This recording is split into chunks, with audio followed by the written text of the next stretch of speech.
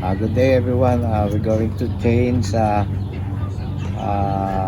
spark plug today. This is the F150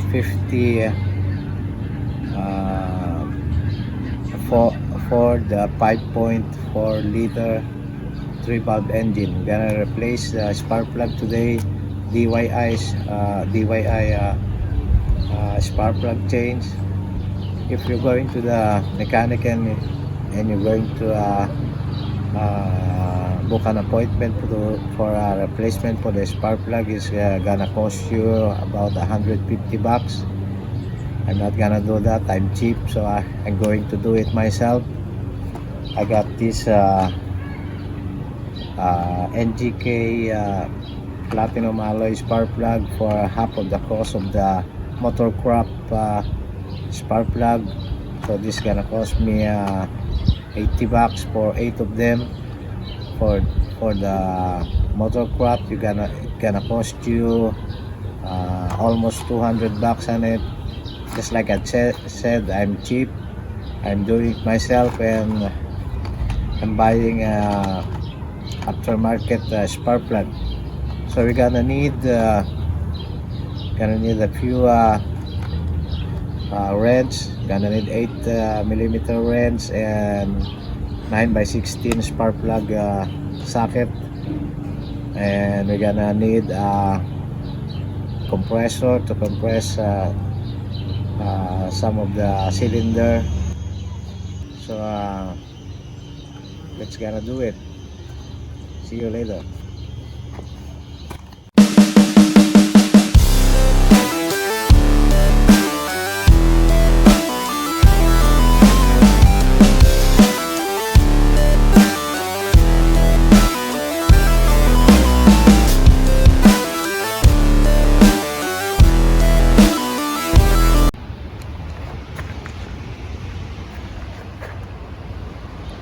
For the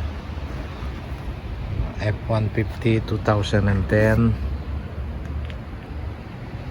with 5.4 Triton engine, 3 valve. We're going to change the spark plug.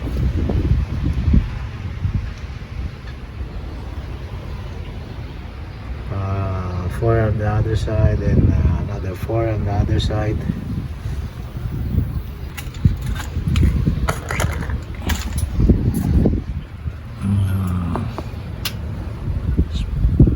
Number 8, number 6 spark plug is unprocessed. This is the number 5, 6, 7, and 8 spark plug. Ginawa natin, we take down the engine exhaust vent,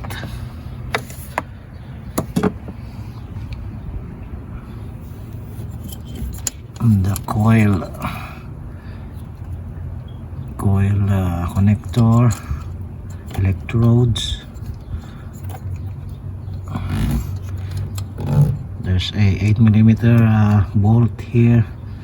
You have to take it off before the coil and boot can be removed, and the actual spark plug.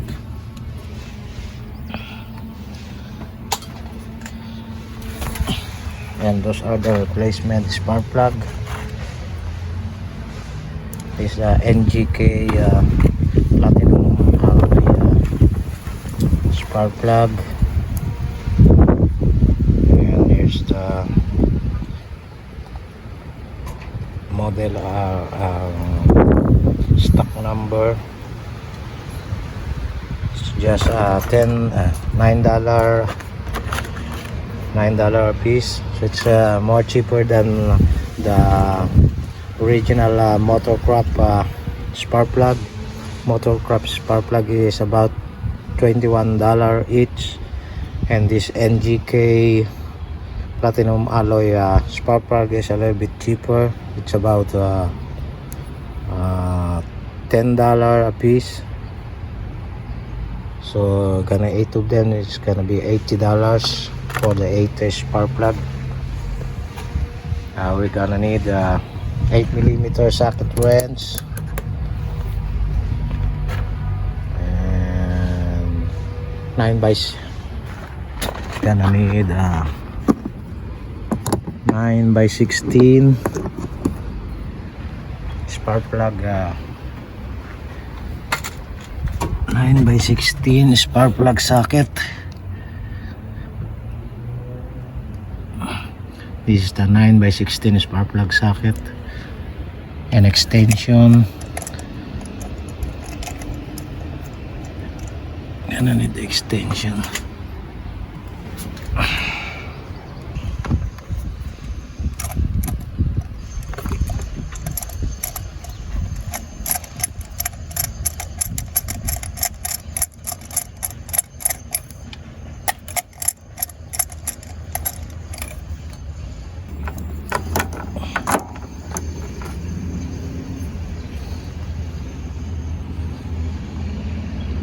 And this is the old spark plug that we took off on the engine. So rusty and old, probably ever since this truck bought new, they never changed it, so I have to change it now after 10 years. This 2010, so it's gonna be 10 years, probably 10 years.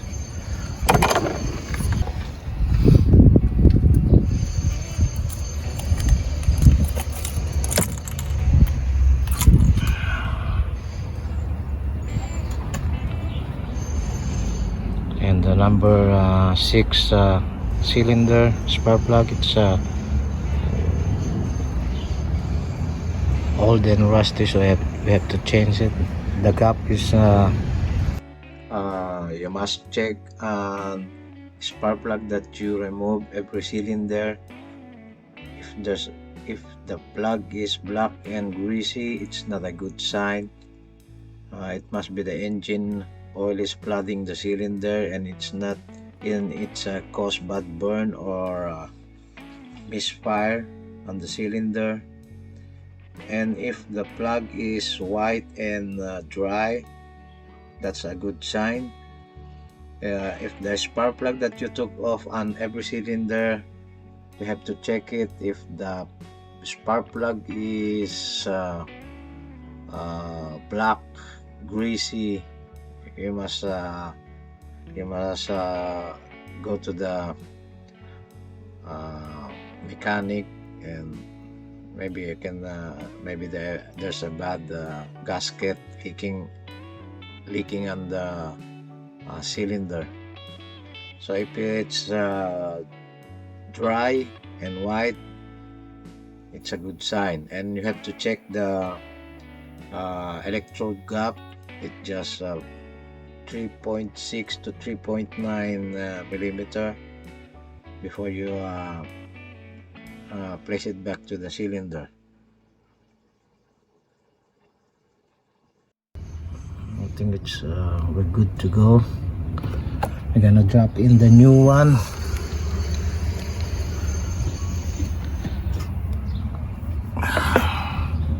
This is the new one, so we just drop it right away and followed with the spark plug socket. Just hand tight it,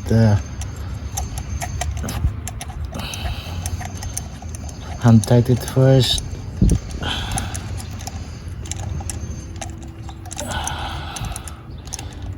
Make sure it's gonna follow the thread. And I have to tighten it with the ratchet.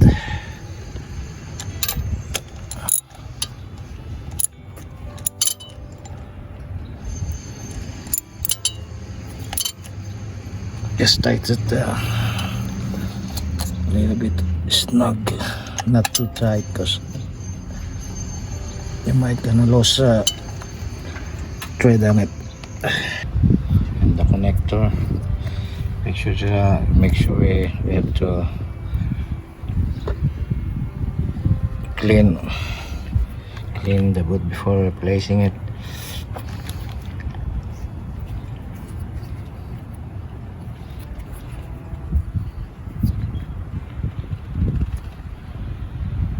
if you don't have that electric grease, you can put W40, little bit spray on the connector so it won't rust. Some guys have put anti-seize on the spark plug thread, but I don't have that anti-seize, so I just put a little W40 on it. Put back the coil, spark plug coil.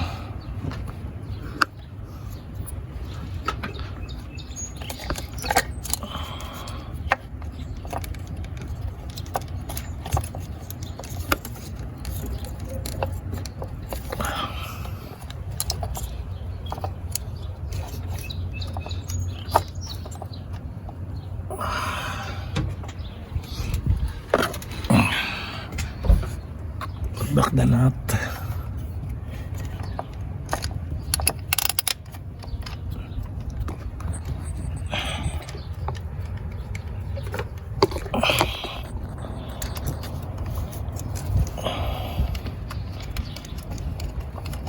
Hand tight it first.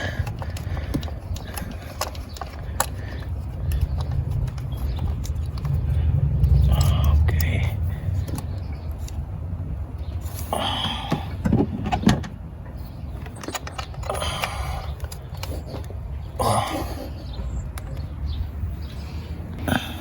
Remove the bolt. Remove the connector.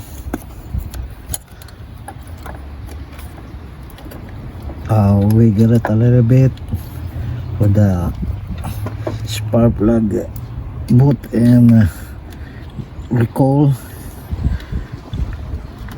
electric coil.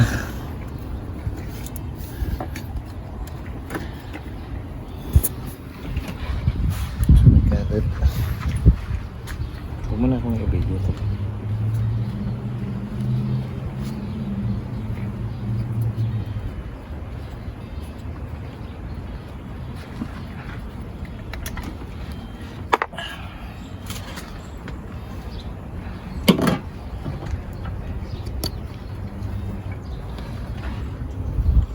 When the spark plug is tight, I spray a little bit of W40 on the cylinder for removing the spark plug.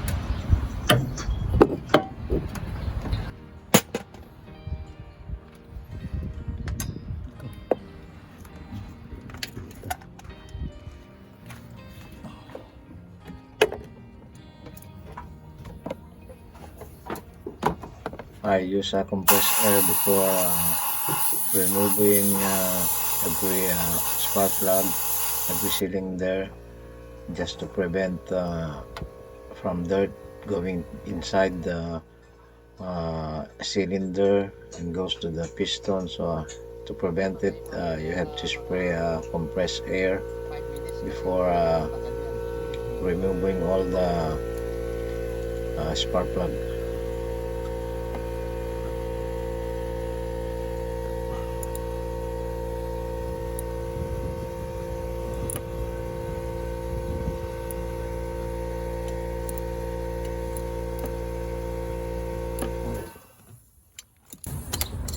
Number 7 spark plug.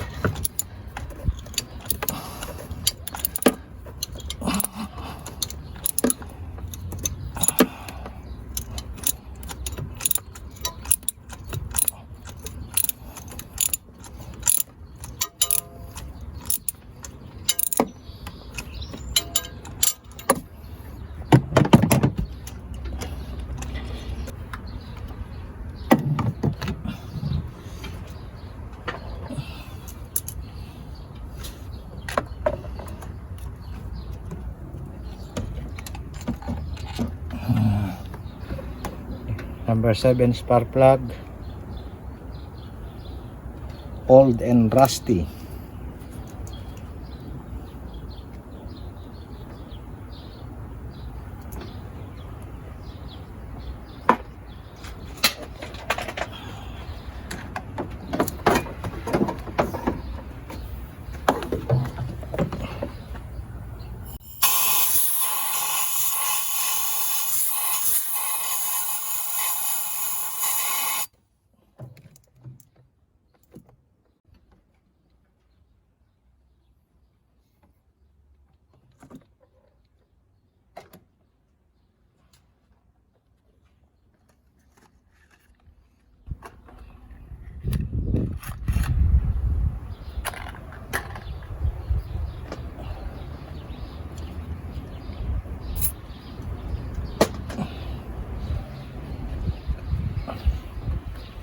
This is the new replacement spark plug. Just drop it to number 7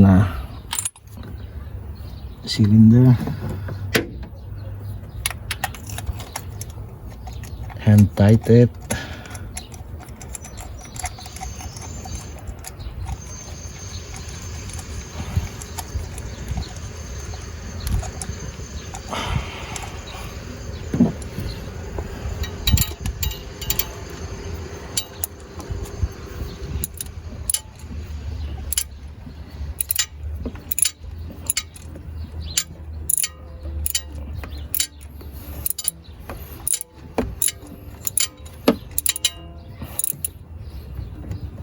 Yes, snug,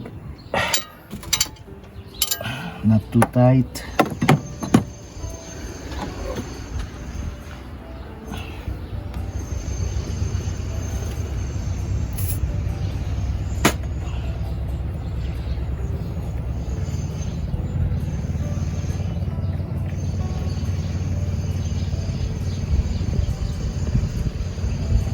Put back the spark plug coil and boot.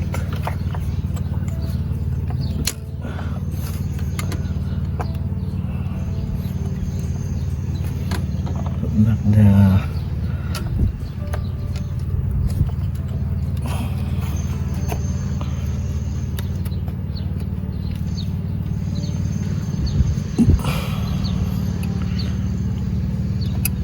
bolt.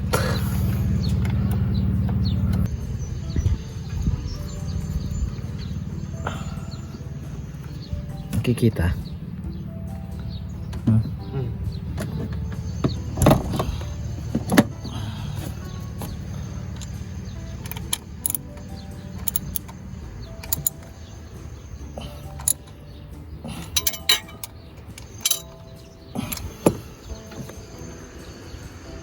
Patay mo ano. Kukunin niya plate number.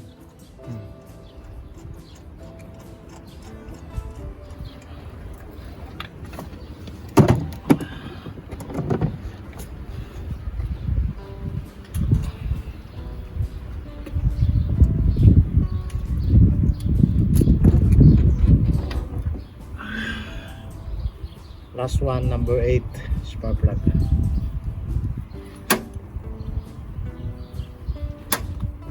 Lalaki na ang gap, layo na putput na.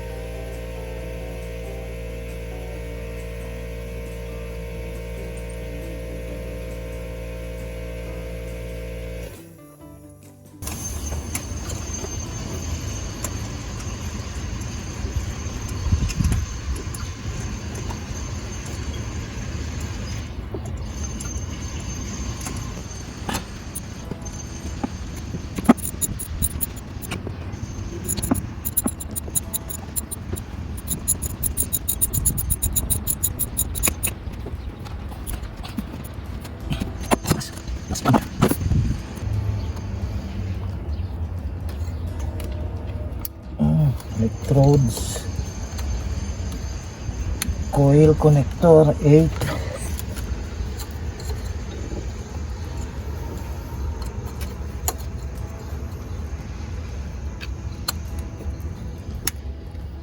seven, 6, and number 5.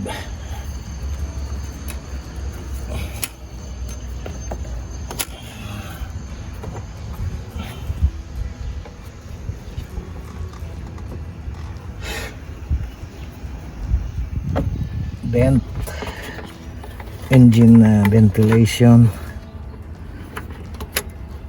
I have to put back the engine ventilation. Just snap it. And the engine dipstick.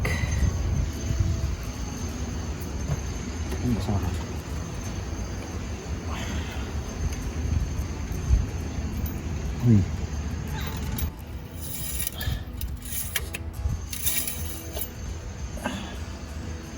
Good.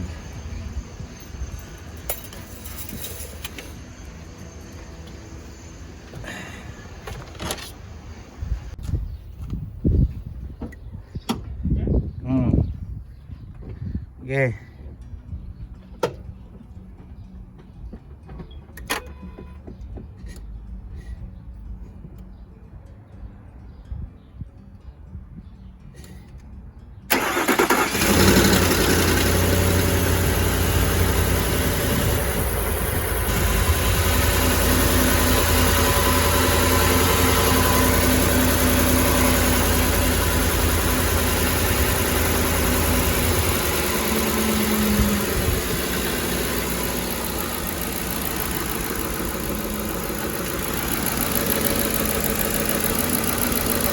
Looks good.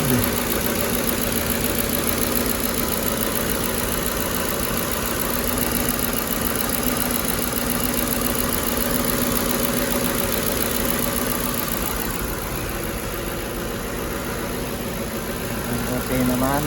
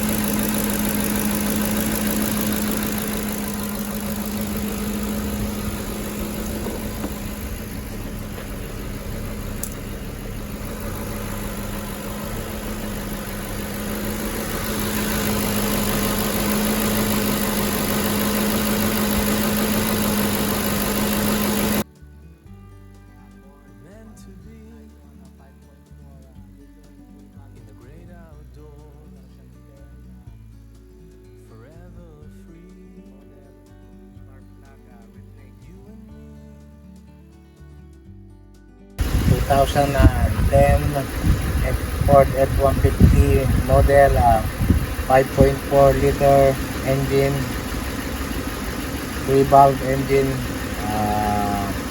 spark plug replacement, replaced with NGK Platinum with stock number at the bottom. The original motorcraft spark plug is cost you $20 each, and NGK Platinum alloy spark plug is just cost you half of the original one, $10 each. See you guys next time.